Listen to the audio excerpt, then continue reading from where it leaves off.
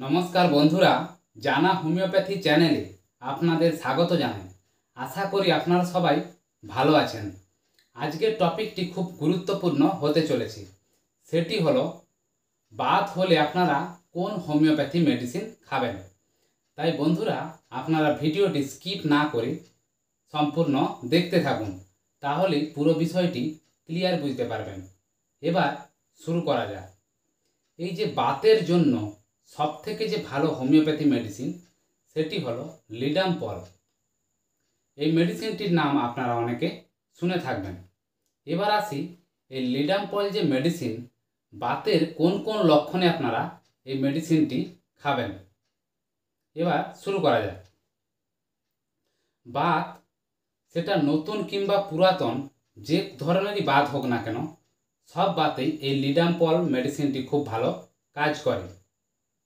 তরুণ বাত রোগে গাঁট যেখানে বাতের জন্য যে ফুলে যায় আর ওই ফোলা অংশে খুব দেখবেন গরম বোধ হচ্ছে, এই রকম লক্ষণে আপনারা এই মেডিসিনটি খেতে পারেন, খুব ভালো কাজ হবে।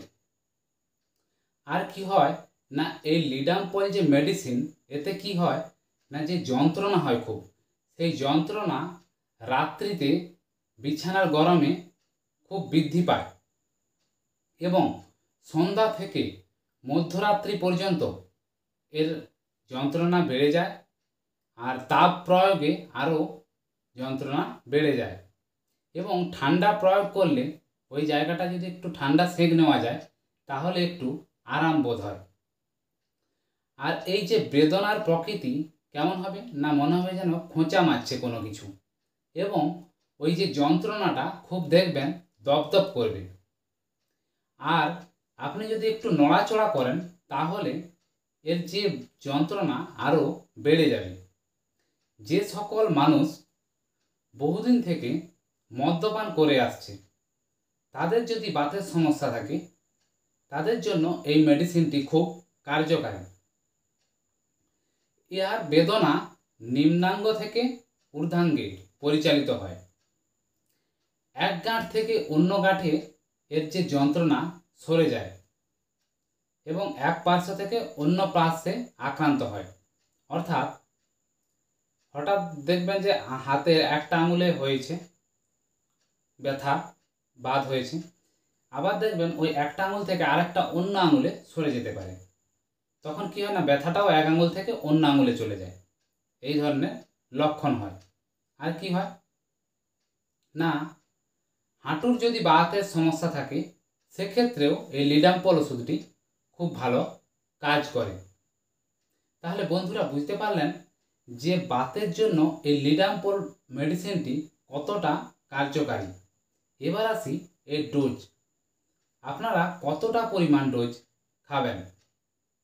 এই লিডাম্পল মেডিসিনটি আপনারা 30 ডোজে যে কোনো হোমিওপ্যাথি মেডিসিন দোকানে আপনারা কিনে নেবেন। এটি আপনারা সারাদিনে 2 ফোঁটা করে 2বার থেকে 3বার খেয়ে নেবেন। তাহলে দেখবেন এই যে বাতের সমস্যা, বাতের যন্ত্রণা আস্তে আস্তে দেখবেন ঠিক হয়ে যাবে। সেই জন্য আমি একটা জিনিস আপনাদের বলি, যে ডোজ আপনারা সবসময় 30 ডোজে খাওয়ার চেষ্টা করবেন, কখনো 200 বা তার বাইরের ডোজে খাওয়ার চেষ্টা করবেন না। প্রথমে ছোট ডোজ থেকে বড় ধাপে ধাপে এগোতে হবে। তাহলে বন্ধুরা, আশা করি আপনারা ভিডিওটি বুঝতে পারলেন। যদি ভালো লেগে থাকে প্লিজ লাইক করে দেবেন এবং বন্ধুদের মধ্যে শেয়ার করে দেবেন, তাহলে তারাও এই জিনিসটি সম্পর্কে জানতে পারবে, এবং সাবস্ক্রাইব করে দেবেন। আর যদি আপনাদের কোনো কমেন্টে কিছু জানার থাকে এই বাতের সম্পর্কে, তাহলে আমাকে কমেন্টে জানাতে পারেন। আমি আপনাদের উত্তর দেওয়ার যথাসাধ্য চেষ্টা করব। ধন্যবাদ বন্ধুরা।